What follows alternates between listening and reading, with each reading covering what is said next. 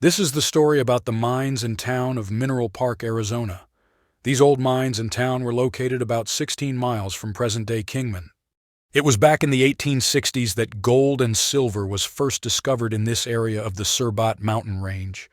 There was a story about three miners who had found a vein of gold and started shafting down. One day while the three miners were down in the shaft, they were attacked by native Indians, who started tossing heavy rocks down the shaft on top of them. Anyhow, that bit of news didn't seem to dissuade other miners and prospectors from coming to this area to seek their fame and hopefully their fortune. This was really rugged country back then and difficult to get to. One of the biggest problems here was that the water had a very high mineral content and you couldn't drink it, and so water had to be hauled in over narrow, rocky trails from several miles away. However, because the gold and silver was so rich, people kept coming into the area, and by 1870, the first mine was going into production. This mine was known as the Mayflower mine, and it was followed by the Keystone mines shortly after.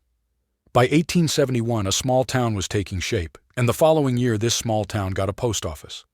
Because the town was so remote, one of the biggest expenses was getting ore sent out to be processed. Ore first had to be loaded onto wagons and then shipped down the Colorado River to the Gulf of California, and then shipped up to San Francisco. I read an article that stated the total cost of shipments was $125 per ton by the time this ore got to its final destination. Then in 1876, a 5-stamp mill was built in the area, and that changed everything.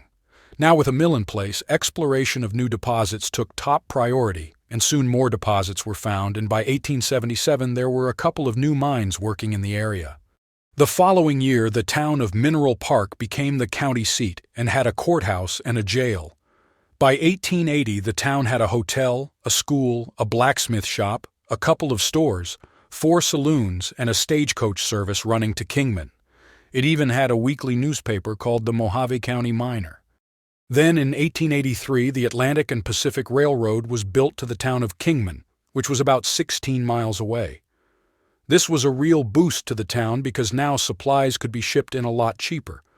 However, little did anyone know at the time that this railroad would also spell the downfall of the town of Mineral Park.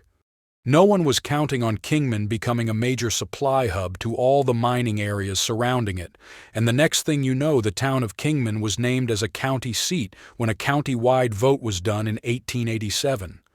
It was always said that railroads could make or break a town, and the railroad did eventually break Mineral Park as Kingman continued to grow, and local merchants found it hard to compete. Mineral Park did continue on for a few more years until some of the mines started to run into lower-grade ore, but the real decline started in the early 1900s. As people started to move out, the post office closed along with local merchants. There was some sporadic mining that continued, and then in the early 1960s, an open-pit mining operation started and took over all the area of where the town and old mines once were located. The most productive mine at Mineral Park was the Keystone mine. This mine is reported to have produced 3,000 ounces of gold and 450,000 ounces of silver. It was the last of all the mines in the area to close in 1948. Very little, if anything, remains of the town of Mineral Park today. A mining company is said to own the claims where the old town once stood. I hope you enjoyed this short story about the mines of Mineral Park. Please like, share, and subscribe so we can continue to bring you more old, lost mine stories.